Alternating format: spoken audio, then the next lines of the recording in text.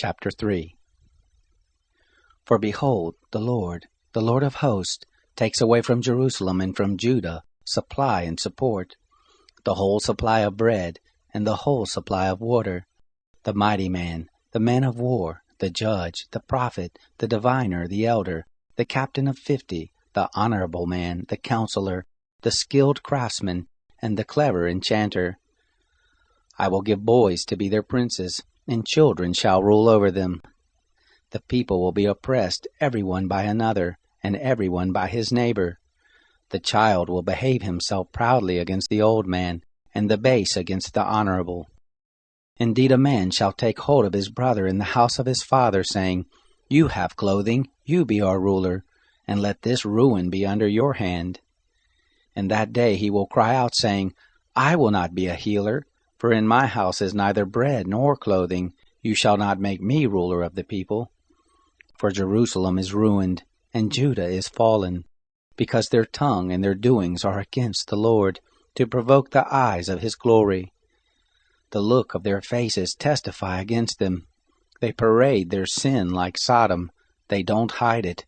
Woe to their soul, for they have brought disaster upon themselves. Tell the righteous good, for they shall eat the fruit of their deeds. Woe to the wicked, disaster is upon them, for the deeds of his hands will be paid back to him.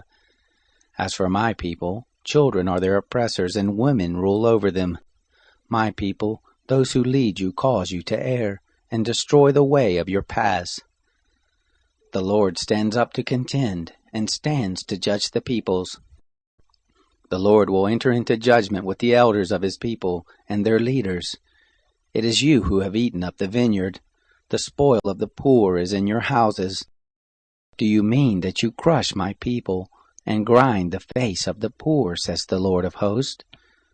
Moreover, the Lord said, Because the daughters of Zion are haughty, and walk with outstretched necks and flirting eyes, walking to trip as they go, jingling ornaments on their feet. Therefore the Lord brings sores on the crown of the head of the women of Zion, and the Lord will make their scalps bald. In that day the Lord will take away the beauty of their anklets, the headbands, the crescent necklaces, the earrings, the bracelets, the veils, the headdresses, the ankle chains, the sashes, the perfume bottles, the charms, the signet rings, the nose rings, the fine robes, the capes, the cloaks, the purses, the hand mirrors, the fine linen garments, the tiaras, and the shawls.